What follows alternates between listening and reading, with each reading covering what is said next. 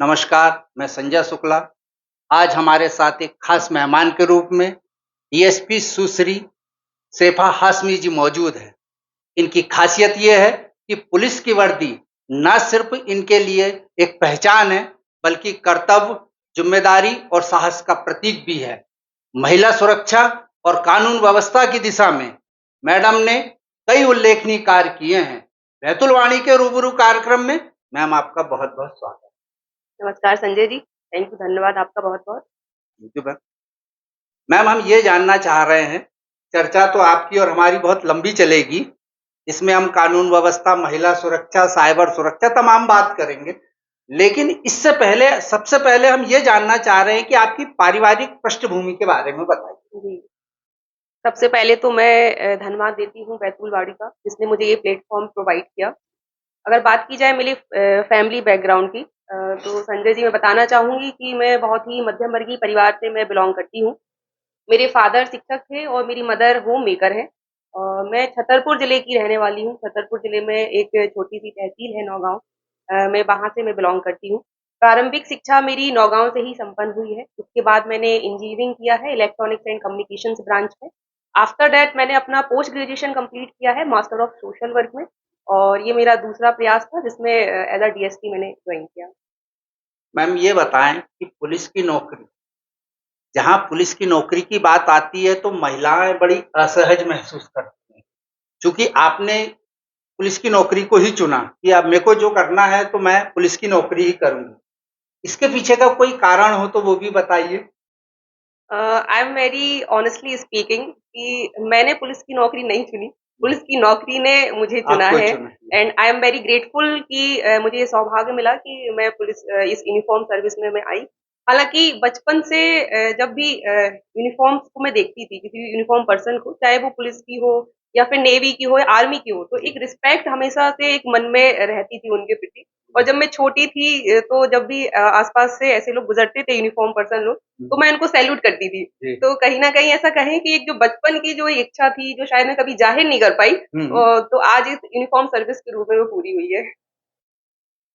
जैसे आपने बताया कि आपके पापा जी जो टीचर थे और महिलाओं के लिए टीचर की नौकरी ही बहुत अच्छी मानी जाती है, आसान मानी जाती है, ये कम्फ़र्टेबल मानी जाती है। और पुलिस की नौकरी में कहीं न कहीं मैम दिक्कत महसूस करते हो क्या आपकी महिलाओं को प्रॉब्लम होती है? आपको आपके साथ की जो भी महिला कर्मी है जी। इनको भी कुछ सुधार होना चाहिए उसमें? क्या होना चाहिए इसको लेके? जी, अभी तक जितना मेरा एक्सपीरियंस रहा है, जी। तो मैंने तो आज तक ऐसा कुछ अनुभव नहीं किया क्योंकि पुलिस का मुझे ऐसा लगता है कि पुलिस में कोई जेंडर नहीं होता। क्योंकि हम एज़ अ पुलिस जाने जाते हैं, ना कि एज़ अ फीमेल पुलिस या एज़ अ मेल पुलिस जाने जाते हैं। हालाँकि आज वर्तमान समय में काफ़ी बदलाव आए हैं, काफ़ी डिपार्टमेंट की ओर से भी बहुत सहयोग और बेहतर एनवायरनमेंट महिलाओं को प्रोवाइड किया जा रहा है, तो जी। काफ़ी सहजता अब महिलाओं के लिए हो गई है। अगर देखें तो चुनौतियाँ तो ऐसा है कि सर महिलाओं के साथ बनी ही हुई बनी हैं, वो रहती है। किसी भी जॉब में हो जी, जी। हमें वर्क के साथ-साथ परिवार को भी मैनेज करना होता है। लेकिन एक खुद में अगर हम आत्मविश्वास रखते हैं और मेहनत के साथ हम खुद को किसी भी स्तर पर प्रूव कर सकते आपने एमपीपीएससी फाइट करी। हैं। जी, इसके लिए कितना समय लगा आपको और जो तैयारी करते थे जी, आप, जी। कैसे क्या उसका शेड्यूल रहता था? इसके बारे में भी हमारे दर्शकों को बताइए ताकि आपके इस पॉडकास्ट को देखते हो जी, सकता है और कोई बेटी भी जी, आपकी जी, इसी कुर्सी पे नज़र आए आने जी, वाले जी, समय में जी। अच्छे पदों पे, तो बताइए। देखिए जब भी हम किसी भी परीक्षा की तैयारी करते हैं, तो सबसे पहले ये ज़रूरी होता है कि हम परीक्षा के सिलेबस को समझें और परीक्षा का पैटर्न क्या है, क्योंकि हर एक एग्ज़ाम की अपनी एक अलग डिमांड होती है। ऐसे ही जब हम पीएससी की बात करें, तो इसमें 3 चरण होते हैं, प्री, मेंस और इंटरव्यू। हर चरण का अपना एक अलग डिमांड है। अगर हम प्री की बात करें, तो इसमें हमें मल्टीपल क्वेश्चन्स हमें ज़्यादा लगाने होते हैं, क्योंकि ये ऑब्जेक्टिव बेस्ड एग्ज़ाम होता है। तो हमें ज़्यादा से ज़्यादा मॉक टेस्ट लगाने होते हैं, तो हमें प्रैक्टिस पे ज़्यादा इसमें फ़ोकस करना होता है। और अगर हम मेंस की बात करें, तो मेंस डिपेंड करता है हमारी आंसर राइटिंग पे, कि हमारी लेखन शैली को हम कैसे बेहतर बना पाएँ। क्योंकि यहाँ पर नॉलेज तो होता ही है, नॉलेज तो हमें होना ही चाहिए, साथ ही साथ उसको हम अपने आंसर को हम कैसे प्रेज़ेंटेबल बना पाएँ। क्योंकि जितनी ज़्यादा बेटर हमारी सर प्रेज़ेंटेशन जी। होगी, उससे बेटर हमारी जो है हमें उसमें मार्क्स हमें प्राप्त होंगे। और जब हम बात करते हैं इंटरव्यू की, तो इंटरव्यू हमारे व्यक्तित्व का परीक्षण होता है, जो हम बचपन से सीख रहे होते हैं, जो हमारा व्यक्तित्व का जो हम निर्माण करते हैं, वहाँ पर उसका परीक्षण किया जाता है। तो ये तीनों ही जो स्टेप हैं, क्योंकि पीएससी की परीक्षा एक लेंथी परीक्षा है और अपने आप में ही पूरा 1 साल इसमें पूर्ण हो जाता है। तो उस स्तर पे हमें सबसे पहले तो परीक्षा के आप पैटर्न को समझिए और एक बेहतर अपनी एक रणनीति बनाइए। अपने टारगेट को सब टारगेट में आप डिवाइड करिए, क्योंकि सिलेबस पीएससी का बहुत वास्ट है। जब हम उसको देखते हैं तो देखने में ही, जब मैंने भी फर्स्ट टाइम सर पीएससी के सिलेबस को देखा था तो बहुत बड़ा सिलेबस लगा और लगा कि ये कैसे कंप्लीट होगा। लेकिन जब हम अपने टारगेट को एक बेहतर रणनीति के साथ, एक टाइम टेबल के साथ हम निर्धारित करते हैं और उसको सब टारगेट में डिवाइड करते हैं, तो मैंने भी ऐसा ही किया कि जो मेरा सिलेबस था उसके अकॉर्डिंग मैंने अपनी रणनीति बनाई कि मुझे कैसे इसको कंप्लीट करना है। टारगेट को सब टारगेट में डिवाइड किया। उसमें मैंने अपना जो है वीकली, मंथली और डेली बेसिस पे अपने टारगेट निर्धारित किए और कोशिश ये की कि जो मेरे टारगेट है वो मैं उसको फुलफिल मैं कर सकूँ। ऐसा ना हो कि आज मैंने टारगेट बनाया फिर उसको, क्योंकि उससे क्या होता है कि बर्डन नेक्स्ट डे पे बढ़ता जाता है। तो कंटिन्यूटी के साथ, पेशेंस के साथ और खुद में कॉन्फिडेंस रख के आप किसी भी परीक्षा को क्रैक कर सकते हो। कोई भी परीक्षा डिफिकल्ट नहीं होती। आपको खुद में विश्वास रखना है कि कोई भी एग्ज़ाम हो मैं उसको क्रैक कर सकता हूँ। हताशा ऐसा है कि हताशा आपको जब एक लंबी तैयारी हो जाती है और आए दिन आपको ऐसा लगता है कि आज इस स्तर पे मैं क्विट कर दूँ, अब नहीं हो पाएगा। लेकिन एक वही पॉइंट है जिसमें आपको खुद को विश्वास दिलाना है कि आप ये कर सकते हैं और परिवार के सहयोग से, खुद के विश्वास से आप इस परीक्षा को सही रणनीति के साथ, सही डायरेक्शन में तैयारी के साथ आप ज़रूर क्रैक कर पाएँगे। जैसे मैम ने एक बहुत ही शानदार गुरु मंत्र दिया है कि जितने भी बच्चे, चाहे पीएससी का एग्जाम हो, चाहे यूपीएससी का हो या कोई भी एग्जाम हो, परीक्षा एक ऐसा शब्द है कि जिससे घबराहट सभी को होती है, क्योंकि उसका नाम ही परीक्षा है। लेकिन मैम ने गुरु मंत्र दिया है कि अगर आपको परीक्षा अच्छे नंबरों से पास करना है तो आज का काम कल पे ना छोड़िए, आज का काम आज ही करिए। अगर आपने कल पे छोड़ा तो निश्चित रूप से वो काम और अधिक बढ़ जी, जी। जाएगा। मैम, आपने कितने प्रयासों में एमपीपीएससी फाइट करी थी? जी। ये मेरा दूसरा प्रयास था। जी। पहला प्रयास मैंने 2018 में दिया था, जिसमें मैं इंटरव्यू तक पहुँची थी फाइनल स्तर पर। हालाँकि कुछ मार्क्स से मैं रह गई थी, मेरा सिलेक्शन नहीं हो पाया था। लेकिन मैं कहूँगी कि मेरे लिए वो असफलता ही मेरी एक सफलता की कुंजी बनी। मैंने जो उस एग्ज़ाम में मेरी जो कमियाँ रह गई, मैंने उससे बहुत कुछ सीखा और उन कमियों को दूर करते हुए मैंने अपना नेक्स्ट प्रयास 2019 में दिया। हालाँकि जो 2019 का जो रिज़ल्ट था, वो बहुत लेट आया, जैसे कि आपको भी पता होगा कि जी। रिज़ल्ट लेट डिले हो गया था। तो उस दौरान मैं टेक 20 की मैंने परीक्षा दी, उसमें मैं इंटरव्यू दिया मैंने 21, 22 में लगातार मैं पीएससी के एग्ज़ाम में मैं बनी हुई थी। और इससे पहले भी मेरा एज़ अ असिस्टेंट डायरेक्टर सामाजिक न्याय विभाग में मेरा सिलेक्शन हुआ और लगभग 8 माह तक मैंने वहाँ पर जॉब किया और 19 के रिज़ल्ट के बाद मैंने एज़ अ डीएस स्वीकार किया। मैम, बच्चों के लिए आप ये भी बताइए कि आपका जो टाइमिंग रहता था, जी, सुबह से लेके रात जी, तक की, परीक्षा की तैयारी के लिए, कितने घंटे आप क्या करते थे? उठते कितने बजे थे? जी। पढ़ाई कब करते थे? मतलब 24 घंटे में से आपकी तैयारी को कितने घंटे देते?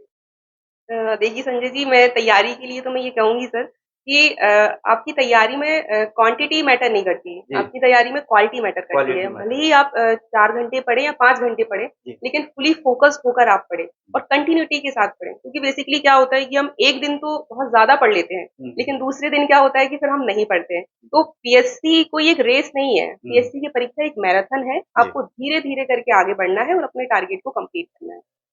मतलब slow and steady win the race. जी, जी, बिल्कुल, इसी थीम पे हमको बिल्कुल। चलना। मैम, इसके लिए आपने कोई कोचिंग वगैरह या कुछ प्रशिक्षण वगैरह कहीं लिया था क्या? प्रारंभिक स्तर पर जब मैंने तैयारी शुरू की तो इसको समझने के लिए कि पीएससी का पैटर्न क्या है, सिलेबस क्या है, तो मैंने एक कोचिंग जॉइन की थी और उसके बाद से मैंने फिर पूरी सेल्फ स्टडी ही रही है हुँ। और लगातार टेस्ट सीरीज़ मैंने जॉइन की और उसके माध्यम से मैंने सफल बैतूल शायद आपकी पहली पोस्टिंग है ना? जी, जी, जी। तो मैम, कैसा अनुभव रहा और बैतूल वाले आपको कैसे लगे? इसके बारे में जी, भी थोड़ा-सा बताएँ। जी।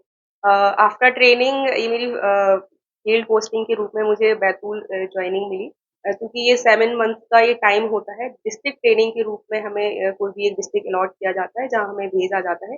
तो एज़ अ ट्रेनिंग ही मैं यहाँ पर बैतूल ज़िले में आई। बहुत अच्छा एक्सपीरियंस रहा बैतूल में मेरा और क्योंकि जहाँ से मैं बिलॉन्ग करती हूँ, उसके अगर कंपैरेटिवली अगर देखें, तो यहाँ के लोग बहुत अच्छे हैं। जी। तो काफ़ी अच्छा एक्सपीरियंस रहा और थाना भी स्वतंत्र प्रभार मुझे यहाँ पर दिया गया। जहाँ मैंने बहुत सारे एक्सपीरियंस गेन किए। बेसिक पुलिसिंग, कानून आदि की जानकारी मैंने यहाँ प्राप्त की। मैम पुलिसिंग के बारे में कुछ बताएँ ना दर्शकों को जी, कि आपका अनुभव कैसा रहा? आपने क्या-क्या काम किए हैं? मतलब किस-किस में आपका सहयोग रहा है? जी, जी। इसके बारे में। जी, जैसे कि मैंने बताया कि एज़ अ ट्रेनी मैं यहाँ पर थी। जी, बैतूल ज़िला मुझे मिला। तो प्रारंभिक स्तर पे हमारा पूरा टाइम टेबल सेट होता है। मतलब जी, एकेडमी से ही सेट करके हमें भेजा जाता है यहाँ पे। तो जब मैं फर्स्ट मंथ आई तो एसपी ऑफ़िस में मेरा अटैचमेंट रहा। तो उसमें जो बेसिक पुलिसिंग्स हैं, कानून की जो शिक्षा जो अभी तक मैं सीख कर आई थी, जो पढ़ कर आई थी, जी, तो जी। उसको कैसे इम्प्लीमेंट करना है यहाँ पे वो मैंने सीखा।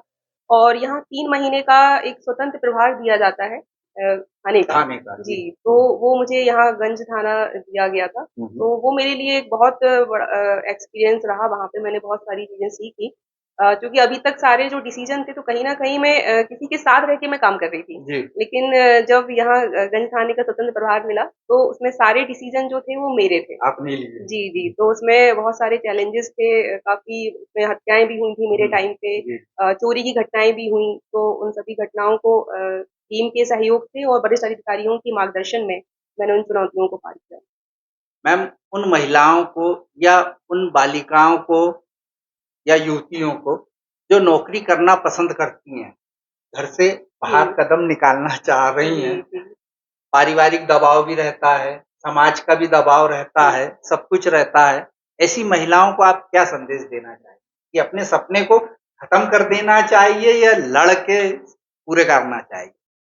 मैं तो ये कहूँगी कि प्रत्येक महिला को अपने पैरों में खड़ा होना चाहिए। प्रत्येक महिला चाहे वो अ, परिवार में हो या फिर या जॉब भी कर रही हो, जो भी हो, तो सभी को अपने पैरों पे आत्मनिर्भर होना चाहिए। अगर वो पारिवारिक स्तर पे भी हैं, तो भी बहुत सारे ऐसे स्टार्टअप हैं जिन्हें वह प्रयोग कर सकती हैं और उनके थ्रू वो अपने पैरों में खड़ा हो सकती हैं। तो प्रत्येक महिला के लिए मेरा एक ही संदेश ये है कि आप सपने बड़े देखिए। हुँ, और अपने सपनों को पूरा ज़रूर कीजिए।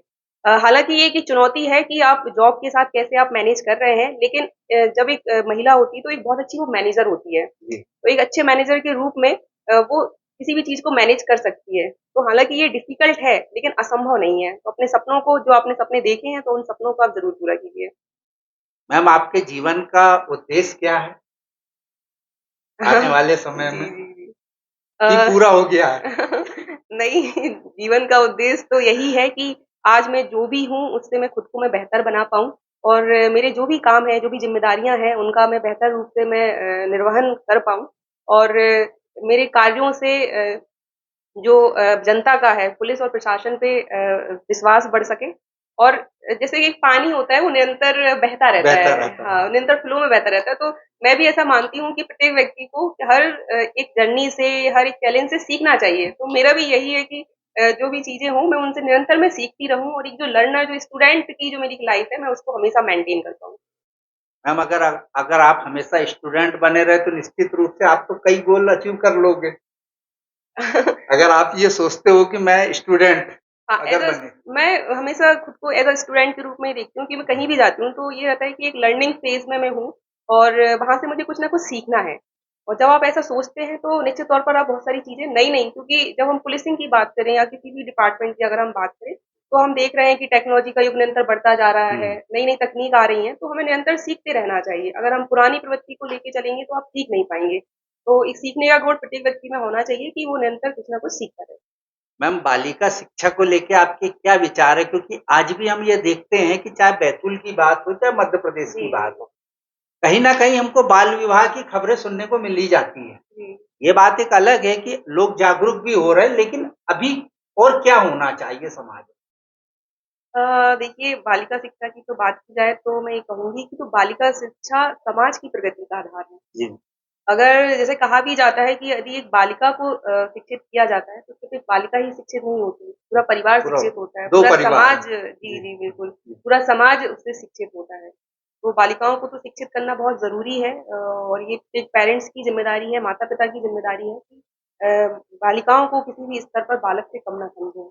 उन्हें भी वही एजुकेशन दें, क्योंकि अगर हम उन्हें उड़ने के लिए पंख देते हैं, तो निश्चित तौर पर वो इस आसमान को पार कर जाएँगे। यानी कदम बढ़ाएँगी तो आसमान को छूना उनके लिए नामुमकिन जी, जैसी चीज़ बिल्कुल, बिल्कुल। नहीं है। मैम हमने ये देखा है कि 90 का दशक या 2000 के दशक तक अपराधी जो है मसल्स पावर का उपयोग ज़्यादा करते थे। लेकिन आज टेक्नोलॉजी का बहुत ज़्यादा उपयोग कर रहा है। जी, पुलिस के लिए मैम क्या चुनौती आती है मामले ट्रेस करने में? जी। हम ये देख रहे हैं कि आजकल जो क्राइम का पैटर्न है, वो बदल गया बदल है। गया जी। जी, पहले चाकूबाजी, हुँ, हत्या इस टाइप के जो पैटर्न थे वो ज़्यादा थे। लेकिन आज हम देख रहे हैं तो साइबर साइबर अपराध जो अपराध है वो हाँ। नियंत्रित, क्योंकि उसे पकड़ना उतना आसान नहीं होता।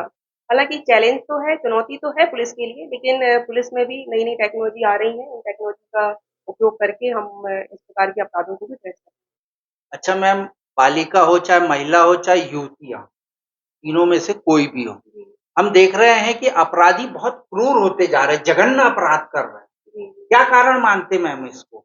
और ये भी देख रहे हैं कि उसमें से कई नाबालिग टाइप के भी रह जी, रहे हैं, बिल्कुल, है बिल्कुल। ना? युवा की तो बात ही अलग है या पुरुष की बात ही अलग है, नाबालिग भी इन्वॉल्व हो रहा है। इसके पीछे मैम आप क्या कारण मानते हैं मतलब? देखिए अगर मेरा जितना भी एक्सपीरियंस जी, रहा जी। है और जितना मैंने समझा है इस विषय में, तो मुझे ऐसा लगा है कि कहीं न कहीं आज समाज में जो नैतिक मूल्यों का पतन है, जी। वो निरंतर होता जा रहा है। चाहे वो सामाजिक मूल हो, मानवीय मूल हो, पारिवारिक मूल हो, वो कहीं न कहीं खत्म होते जा रहे हैं। आज भाई, भाई को भाई नहीं समझ रहा है, भाई-बहन के रिश्ते आज हाँ खत्म जी, होते जा रहे हैं। और एक दूसरा कारण इसमें एक जो है नशा। जी। क्योंकि कई ऐसे अपराध होते हैं तो उसमें मेन कारण ये होता है कि जो एक्यूज़्ड होता है, उसको ये पता नहीं होता है कि उसने ये अपराध किया है। या लेकिन नशे की हालत में वो इतना चूर होता है कि उस अपराध को वो कर देता है। तो एक ये कारण है, डिजिटल प्लेटफ़ॉर्म का गलत उपयोग निरंतर बढ़ता जा रहा है। तो ये कुछ कारण मुझे लगते हैं कि अगर इसमें सुधार किया जाए, तो निश्चित तौर पर इसको हम कम कर सकते हैं। अच्छा मैम इसके लिए आप सोशल मीडिया को दोषी मानते हो कि जिनमें क्राइम पेट्रोल जैसे जी, जी। एपिसोड जो चलते हैं जी। मैं थोड़ा-सा आपको रेफ़रेंस सामग्री के तौर जी, पे जी, बताता जी। हूँ, समाजशास्त्र की प्रोफ़ेसर जो हैं श्रीमती पुष्पारानी आर्य जी, जी। मेरी एक स्टोरी कर रहा था अपने बैतुल-मुल्क की साल भर में कितने नाबालिगों ने अपराध किया। जी। तो उनका ये कहना था कि जब नाबालिग बच्चा जो रहता है, जब वो ऐसे एपिसोड देखता है, तो वो सोचता है कि मैं भी ये कर सकता हूँ जी, बिल्कुल। और उससे प्रेरित होता है जी। और प्रेरित होने के बाद में कि समाज में मेरा भी दबदबा रहे, भले अपराधियों में रहे, तो आप इसको मानते हो मैम कि ये जो टेलीविज़न है जी। और ये क्रूर टाइप के जो सीरियल चलते हैं, ये बंद होना चाहिए? देखिए सोशल मीडिया का या जो यूज़ या है। माता-पिता जी, को जी। ऐसा करना चाहिए कि बच्चों को ना दिखाएँ? जी, देखिए सोशल मीडिया का जो यूज़ है, सोशल मीडिया उस जगह गलत नहीं है, लेकिन जी, सोशल मीडिया का उपयोग हम किस तरीके से कर रहे हैं, ये डिपेंड करता है, कि हम उसको सकारात्मक वे में ले रहे हैं कि नकारात्मक वे में ले रहे हैं। तो जैसे कि जो बच्चे हैं, उनको इस प्रकार के जो एपिसोड दिखाए जाते हैं, तो वो जब उसको अनियंत्रित वे में देखते हैं, गलत कमेंट करना, साइबर बुलिंग जैसी जो घटनाएँ हैं, उन पर उसका नेगेटिव इम्पैक्ट पड़ता है। तो इसमें मैं मानती हूँ कि परिवार की और समाज की ये ज़िम्मेदारी है, कि पेरेंट्स अपने बच्चों को देखें कि वो क्या देख रहे हैं। क्योंकि आजकल का जो पैटर्न है वो ये है कि पेरेंट्स को पता ही नहीं कि उनके बच्चे क्या कर क्या रहे कर हैं। रहे हैं? सही तो बात है। ज़रूरी ये है कि पेरेंट्स ये जानें कि उनके बच्चे मोबाइल में देख क्या रहे हुँ, हैं। हुँ, उसका एक टाइम लिमिटेड हो कि कितने टाइम उन्हें क्या चीज़ देखनी है और बिल्कुल। सोशल मीडिया का वो सकारात्मक रूप में प्रयोग करें, ना कि नकारात्मक वे में। मैम ये बताएँ कि आज भी खाकी वर्दी को देख के लोगों में बड़ा खौफ पैदा होता है। इसके विषय में आप क्या कहेंगी? देखिए, इसमें ऐसा है कि जब भी हम किसी चीज़ को टच नहीं करते हैं, तो वो चीज़ हमें डराती है। डराती है। जी। जी, जी। तो ऐसे मेरे मन में भी भ्रांतियाँ थी खाकी को लेके, लेकिन जब मैं इसमें एंटर की और मैंने सारी चीज़ों को जाना और उसको टच किया, हुँ, तो मुझे लगा कि मैं बहुत ग्रेटफुल हूँ कि हुँ। मैं इस यूनिफ़ॉर्म जॉब में मैं आई हूँ, क्योंकि ये जो जॉब है, वो एकदम जनता से जुड़ी हुई है। तो इसमें हम बहुत सारी जनता की हम मदद कर सकते हैं, डायरेक्ट वे में, हमें किसी और वे में जाने की ज़रूरत नहीं है। तो एज़ सच ऐसी कोई भ्रांतियाँ तो नहीं है इसमें। जैसे कुछ महिलाएँ आती हैं, जिनसे आप गवाह के तौर पे कुछ पूछना चाहो कि घटना क्या हुई थी? आप मौके पे गए, मैडम तो ड्रेस पे आई, नहीं, नहीं मैम हमको कुछ नहीं मालूम। ऐसा भी हुँ। सामने आता है कि बोलने से डरते हैं। तो वो वर्दी का मैम कहीं न कहीं खौफ तो आम पब्लिक में भी रहता है। जी, कभी-कभी देखने में ऐसा आता है कि महिलाएँ थोड़ी डर जाती हैं, इसलिए पुलिसिंग में हमने महिलाओं की जो भर्ती है वो ज़्यादा से ज़्यादा करने की पहल जी। इसमें की है। हम्म। हालाँकि अभी भी उतनी जितनी वैकेंसी है उस स्तर पर इसमें भर्ती नहीं हो पाई है, रिक्रूटमेंट नहीं हो पाई है, लेकिन निरंतर ये प्रयास जारी है कि ज़्यादा से ज़्यादा महिलाएँ पुलिस में शामिल हो सकें, ताकि कोई भी महिला उसके प्रति जो भी अपराध हुआ हो वो खुल के बता खुलकर सके। अपने अपराध को सहजता के साथ उसको महिला को बता सके। मैम आपने जो ट्रेनिंग करी होगी डीएसपी, जी, जी। आप है ना जी, जी। बने हो इसकी, कहाँ ट्रेनिंग हुई और कैसी ट्रेनिंग होती थी मैम, उसके कुछ अनुभव शेयर करिए ना हमारे साथ में। जी, जी, जी, बिल्कुल। जब हमारी सिलेक्शन हुआ उसके बाद हमारा फाउंडेशन कोर्स होता है। जी। तो सबसे पहले 45 डेज़ का फाउंडेशन कोर्स था हमारा नरोना एकेडमी में। जी। जहाँ सारे डिपार्टमेंट्स वहाँ पर होते हैं। सारे डिपार्टमेंट के साथ एक सामूहिक ट्रेनिंग 45 डेज़ की होती है। तो वहाँ पर मैंने बेसिक्स जो ऑफ़िस रूल्स हैं, कैसे वर्क करते हैं, उसके बारे में जाना। देन उसके बाद स्टार्ट होता है हमारा पुलिस एकेडमी का सफ़र। जी। जो लगभग 1 साल की ट्रेनिंग होती है हमारी, तो हुँ। हमारी भी मध्य प्रदेश पुलिस एकेडमी में वो ट्रेनिंग संपन्न हुई।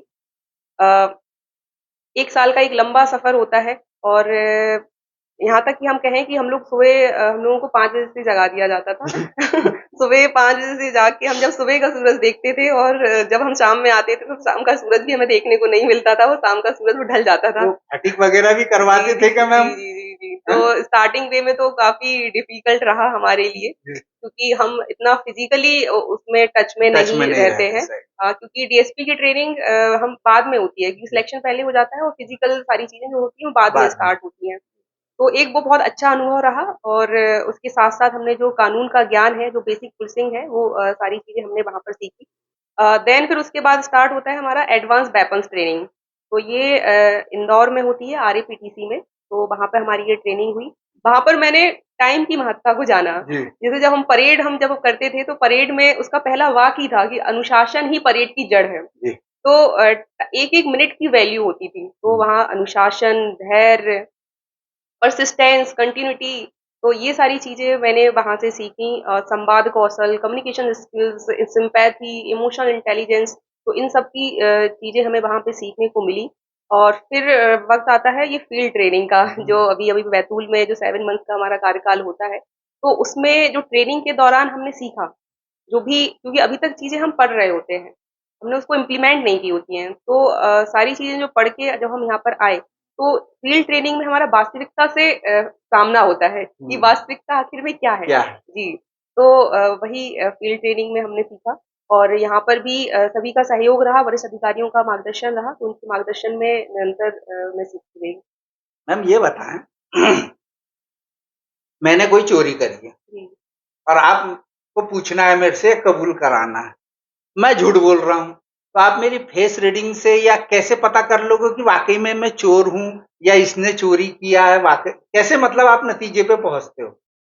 और कबूल सामने वाला कर नहीं रहा है, तो फिर देखिए, मैं आपको बताना चाहूँगी कि पुलिस के पास एज़ सच कोई ऐसी कोई मशीन नहीं होती जी, कि जिससे वो उसको पहले पकड़ होती थी सके। ना मैम थर्ड डिग्री। नहीं, नहीं, अब तो थर्ड डिग्री एज़ सच ऐसा नहीं है जी, और ऐसी कोई मशीन भी नहीं होती पुलिस के पास। जी, लेकिन ऐसा होता है कि हम एक लंबे टाइम से इसी क्षेत्र में कार्य कर रहे होते कार्य कर हैं। रहे तो व्यक्ति कैसा है, कब क्या बोल रहा है, कब झूठ बोल रहा है, तो वो हुँ, उनको समझ में आने लगता है। आने तो लगता है। ये एक्सपीरियंस ही है जो हमें ये बता पाता है और ये अनुभव है कि हुँ, व्यक्ति सच बोल रहा है या झूठ बोल झूठ रहा है। बोल रहा लेकिन है। उसके लिए भी हमें एविडेंस की आवश्यकता ही पड़ती है इन जी, लास्ट। मैम जैसे आपने बताया कि आपको गंज थाने का भी प्रभार मिला जी। था, है ना? कैसे अनुभव रहे मैम? किस प्रकार के वहाँ पर मामले आते थे? आपकी क्या भूमिका रहती थी उसमें? जैसे अभी मैंने बताया कि चोर अगर झूठ जी। बोल रहा है, इसके बारे में भी कुछ बताइए ना मैम? जी, गज़ थाने का मुझे प्रभार रहा।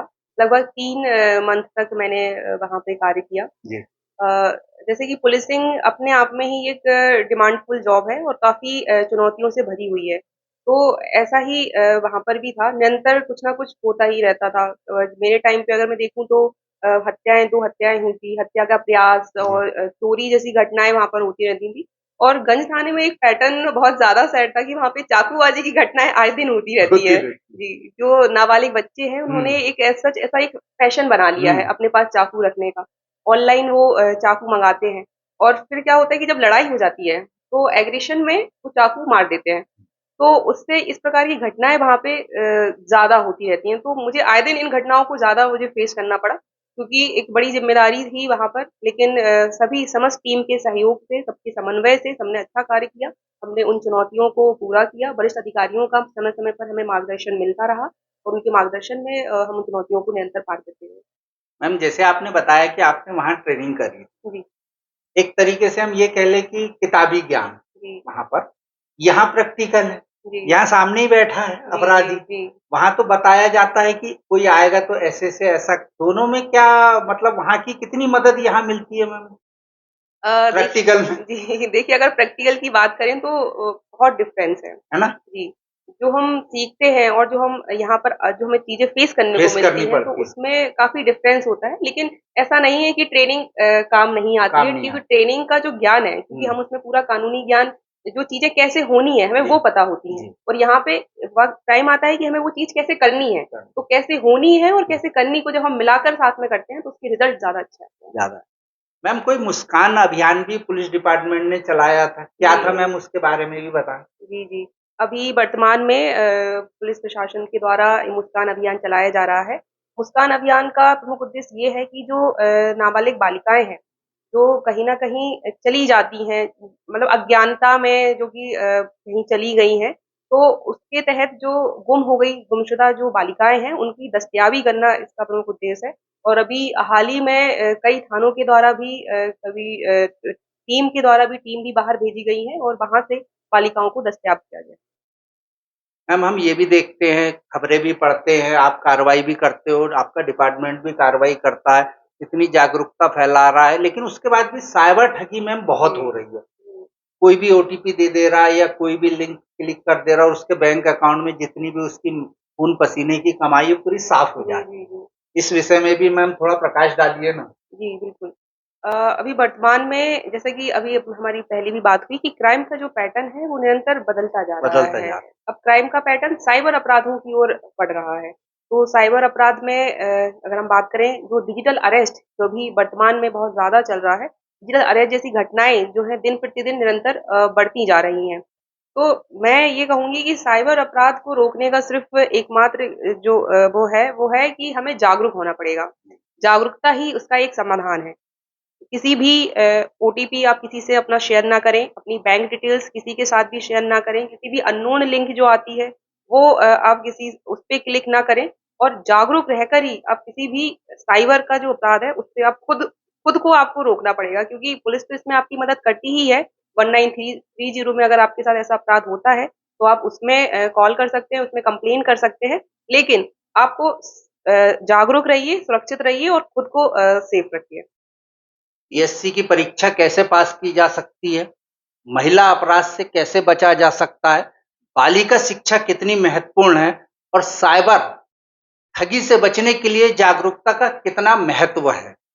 मैम, आपने पुलिसिंग के बारे में, समाज को जागरूक करने के बारे में, जो विद्यार्थी परीक्षा की तैयारी कर रहे हैं, उनके लिए, उनको प्रोत्साहित करने के लिए आपने सारे प्रश्नों का बहुत शानदार तरीके से जवाब दिया। हमें उम्मीद है कि आपके द्वारा दी गई प्रत्येक जानकारी ना सिर्फ स्टूडेंट बल्कि महिला एवं पुरुष और बच्चों के भी काम आएगी। बैतुल वाणी के रूबरू कार्यक्रम में मैम आप आए, आपने समय दिया और पूरी बात रखी, इसके लिए आपका बहुत-बहुत थैंक यू संजय जी, धन्यवाद।